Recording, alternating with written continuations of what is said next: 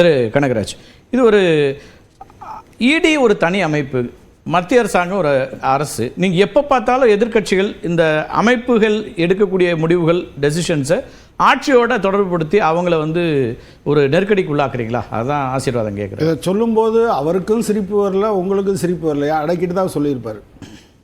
ஜோதின்னு ஒருத்தர் உங்கள் பிஜேபி ஆஃபீஸில் தலைமை அலுவலகத்தில் இருக்கார்ல, கணக்கு வழக்கு பார்க்குறவர். அவர் வீட்டுக்கு ஈடி போச்சா? அந்த ஈடி போய் காலையில் 7 மணிலேருந்து 12 மணி வரை இருந்ததா? மற்ற இடத்துல சொந்தக்காரங்க கூட பார்க்க முடியாதா? ஆனால் இவர் இதுக்கு உங்கள் தென் சென்னை மாவட்ட தலைவர் போவார், வருவார், ஃபோனில் பேசுவார். ஒன்று அவங்க பண்ணது தப்புன்னா நீங்கள் கண்டிச்சிங்களா? இல்லை அவங்க பண்ணது சரின்னா அவங்க கொடுத்தாங்களா? ஒன்றுமே சொல்லாமல் போயிட்டாங்களே சார். அது ஏவல் நாய் தான். இவர் கூட கேட்டார், அது கடுமையான வார்த்தை என்ன? ஏவல் நாய் தான். அதனால தான் அப்படி நடந்துக்கிறது. ஏன் அப்படி நீங்கள் ஒரு அரசு ஊழியர்கள் சார், அவங்க நிறைய வேலைகளை பண்ணிட்டு இருக்காங்க. உங்களுக்கு அதில் முரண் இருக்கலாம். அதுக்காக ஒட்டுமொத்தமாக எல்லா பணிகளையும் செய்யக்கூடிய ஒருத்தரை இடி இந்த ஒரு வழக்காக நடத்துது, பல வழக்குகள் நடத்துகிறாங்க. அதுக்காக ஒட்டுமொத்தமாக அப்படியே கேட்குறதுக்கு மட்டும் பதில் சொல்லுங்கள் சார். நாங்கள் தப்பாக ஜோதி வீட்டுக்கு போயிட்டோன்னு சொல்லுங்கள், இல்லை கரெக்டாக தான் போனோம் ஒன்றும் கிடைக்கலன்னு சொல்லுங்கள்.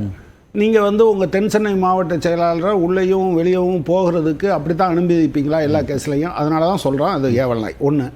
ரெண்டாவது, எனக்கு ரொம்ப சந்தோஷமாக இருந்தது திரு தமிழிசை, திரு ஆசீர்வாதம் ஆச்சாரி சுதந்திர போராட்டத்தை பற்றியெல்லாம் பேசுகிறீங்க பார்த்தீங்களா? அது கொடுமை தான். சரி, அப்புறம் அமித்ஷா எந்த சுதந்திர போராட்டத்துக்கு சார் போயிட்டு வந்தார்? நீங்கள் சொல்லுங்கள். இப்போவும் பிரக்யா சிங் எந்த சுதந்திர போராட்டத்துக்கு போயிட்டு வந்தாங்க? எதுக்காக சீட்டு கொடுத்தீங்க நீங்கள்?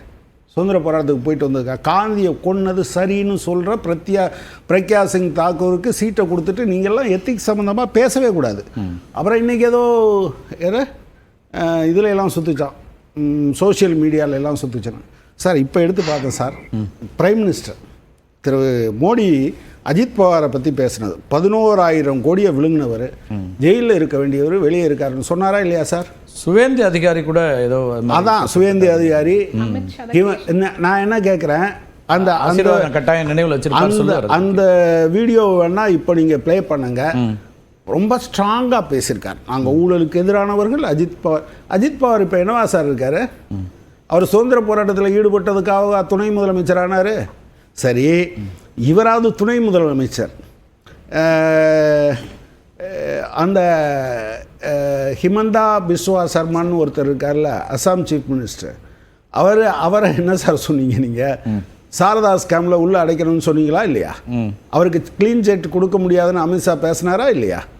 அவர் சுதந்திர போராட்டத்தில் ஈடுபட்டதுக்காகவா நீங்கள் அவருக்கு முதலமைச்சர் பதவி கொடுத்தீங்க? ஏன் சார் இப்படி பேசுகிறீங்க? அப்படிலாம் பேசாதீங்க. ஓகே. அப்புறம் அடுத்து நான் சொல்ல விரும்புகிறது, இடி இந்த காலத்தில் அவங்க பெரிய அடியாள் ஒருத்தர் இருந்தார். 3 தடவை இந்தியாவினுடைய வரலாற்றில் எப்பாவது 3 தடவை எக்ஸ்டென்ஷன் கொடுத்துருக்காங்களா? சுப்ரீம் கோர்ட்டுக்கு போய் நீயா மாத்திரியா இல்லை நீ மாற்றியே ஆகணும்னு நாங்கள் ஆர்டர் போட்டுமான்னு கேட்டாங்களா இல்லையா?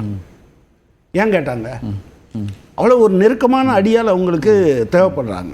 நான் சொல்கிறேன், இந்த இடி சார், செந்தில் பாலாஜி தவறு செய்திருந்தால் தண்டிக்கட்டும், எனக்கு ஆட்சேபனையே கிடையாது. இல்லை சார், அதுதான் தமிழிசை என்ன சொல்கிறாங்க, முறைகேடு வழக்கில் கைதானவர், குற்றம் சாட்டப்பட்டவர், இன்னும் குற்றவாளின்னு நம்ம சொல்ல முடியும், குற்றம் சாட்டப்பட்டவர், அவரை நீங்கள் தியாகின்னு சொல்கிறது எந்த விதத்தில் சரியாக இருக்கும்? அல்லது மன உறுதி கொண்டவர் அப்படின்னு சொல்கிறதெல்லாம் என்ன அடிப்படையில் சொல்ல முடியும்? இது ஒரு மன உறுதிக்கான அடையாளம். நீங்கள் சுதந்திர போராட்டத்தை பற்றி நீங்கள் எப்படி பேச முடியும்? அதுக்கு முதல்ல அவர் பதில் சொல்லிட்டு அப்புறம் இருக்கட்டும். எங்கள் இடியை இப்படி சொல்கிறோன்னா, நீங்கள் சரத் ரெட்டி யார்? அவர் தானே ஒரு ஊழல் வழக்கில் ஃபஸ்ட்டு அக்யூஸ்டு. 100 கோடி ரூபா லிக்கர் ஸ்கேமில் அவர் தானே, அவர் பேர் தானே வந்தது.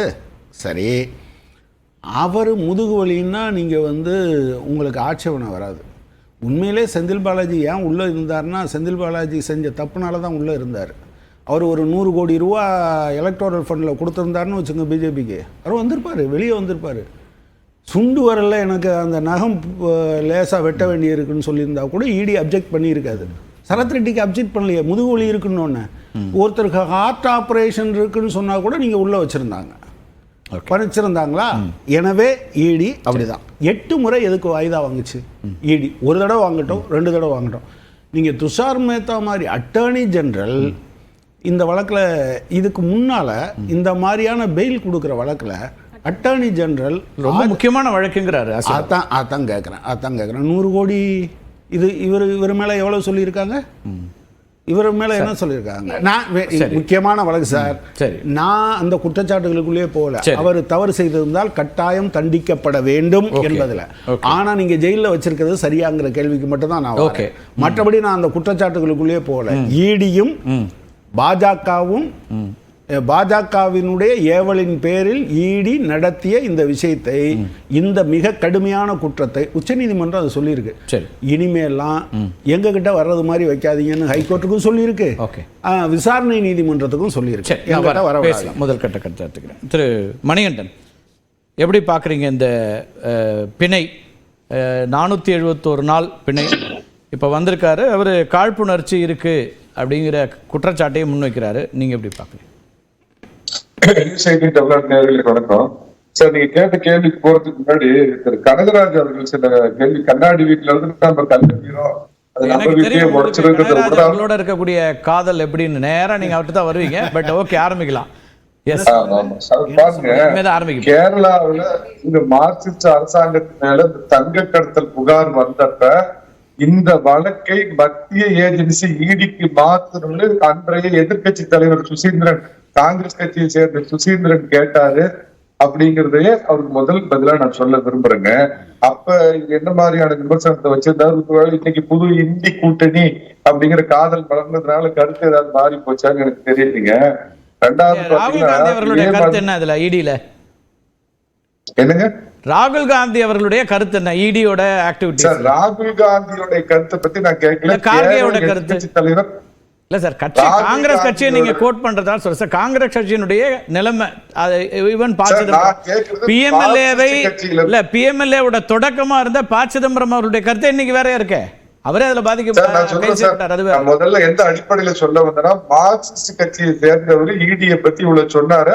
உங்க மார்க்சிஸ்டுக்கு எதிராக கேரள எதிர்கட்சி காங்கிரஸ் கட்சி தலைவர் என்ன கேட்டிருந்தார் அப்படிங்கறத சொன்ன. அடுத்தது வர்றேன், கேஜ்ரிவால் மேல இதே மாதிரி புகார் வந்தப்ப ஆரம்பத்தில் ஈடி இது விசாரிப்பது சரி அப்படின்னு அதை ஏற்றுக்கொண்டது காங்கிரஸ், அவர் மேல புகார் சொன்னது காங்கிரஸ்.